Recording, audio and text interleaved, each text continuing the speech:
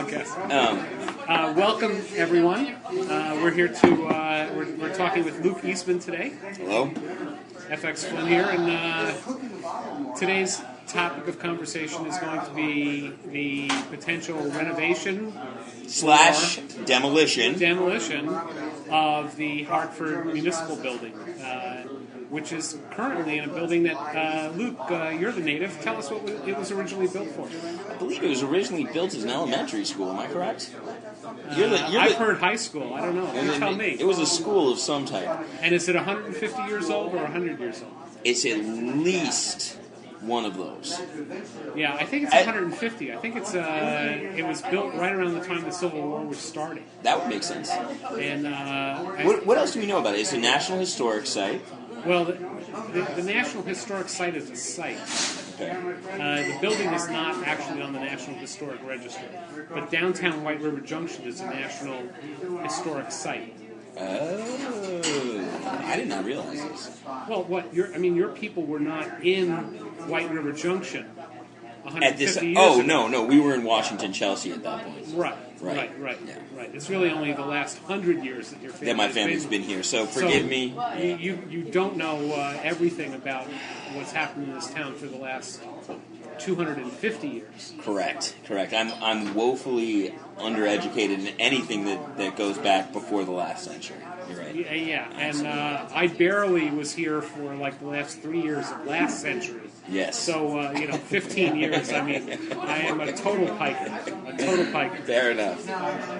So anyway, well, Luke, tell us why you support renovation. I mean, why wouldn't you want a brilliant, modern, new building that exemplified all the great things that can be done with new building materials, building green, building with tremendous energy efficiency, really putting a stake in the ground for Hartford Town as a bellwether for the 21st century.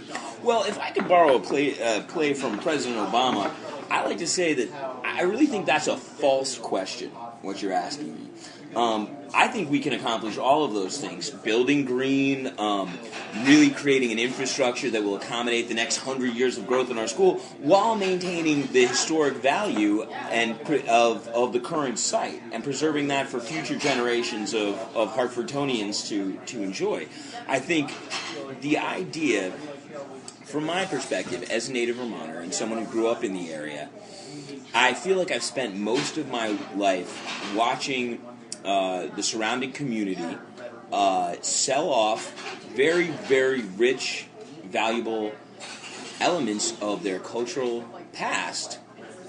For example, I'm trying to think of ones other than people parceling out their farms, but people letting go of high quality physical assets at an undervalued rate. What we have here is, a one-of-a-kind, unique building with an unimpeachable historical significance that has been, for at least, a century and a half, part of the fabric of the community. And I think that giving that up without making sure that it's a really, really excellent idea. Unless there are so many pros in that column that we stand to squander a resource that we can never get back. We can't rebuild that. Once we only have to lose it once as a town, and once we lose this building, and it falls out, once it goes into private hands, once it becomes a bauble of those who can afford it, it stops being a resource for those who come after us. So I think that's very interesting. You just said for that to become a bauble of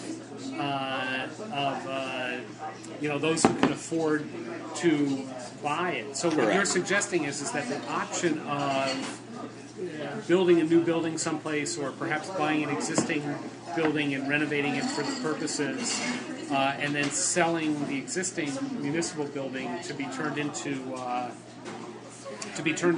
condos. Correct. Yeah. That all that would be happening would be you would be taking an authentic, real building that has real municipal character, and you would be turning it into an inauthentic bauble for the wealthy. Right, taking an authentic a piece of fabric, the fabric that our local society, our community is woven from, and replacing it with some cement block, like rectangular import from Generica. I mean, the last thing that I would want to see done would be an import from Generica. Well, absolutely. Trust me. Yeah. Okay. I think that absolutely it's the authenticity of Vermont that in many ways is it's one of its most significant assets. And let me stop you right there before I get led by the nose down a hallway I'm not really comfortable with. Vermont's not a museum, all right? And it never will be, never has been. There are elements worth keeping, and I think when we talk about the authenticity, I think that's really irrelevant.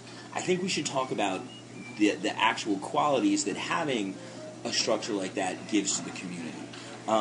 And when we're talking about authenticity, we're talking about ties to our history, the enriching quality that having these structural touchstones adds to the narrative of our town. I'm not saying let's hold on to it for holding on to its sake, just because that's the way it's always been. No. You want it to have a municipal function. Absolutely. Because that is its authentic self. Well, because that's what its historical relevance has been, and whether or not that it stays as the municipal building, gets converted back into a school. I think I heard someone mention that tonight, or it's found unless it's repurposed for another specific use that benefits the people of the town. It's really hard for me, given all of the times I've seen people sell their land, sell their barns, sell their houses, sell their birthright, for what 10 years later turns out to be a pittance. And very quickly, they realize just how badly they've undersold themselves. And that's what I feel like this. I feel like if we hold on to this, we've got a building that we can never replace.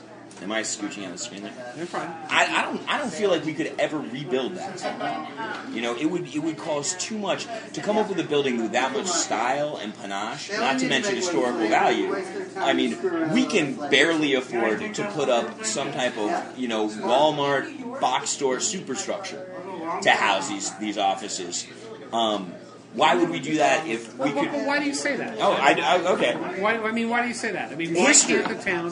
Why can't we afford to do something that is, meaningful and leading? Yep. And pushing us into the future. What you're trying to say? Exactly. I mean, does it mean that our tax rate is an extra nickel for the 10 years of the bond, or an extra 2 cents for the 20 years of the bond? I mean, why not spend some more and get something really great? That is an excellent point, and I'm glad that you brought it up. In that, why can't we do that? I'm not saying that we can't do that, but what I'm saying is at least the last 30 years of history have shown that whenever we've replaced existing structures, for example, the Ottaquechee School, the Wilder School, the Hartford School, with modern substitutes, even though on paper they may seem far superior in many, many ways, what we're finding in practice is that the buildings themselves do not stand up to the test of time.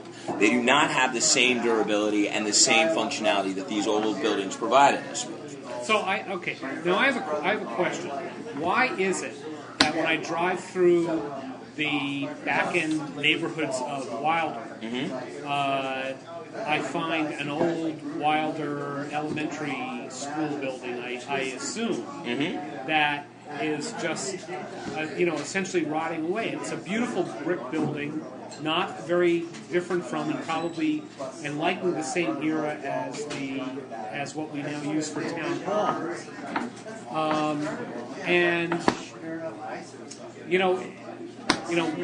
If it's true that the town really cares about about the legacy structures. Why is that rotting away?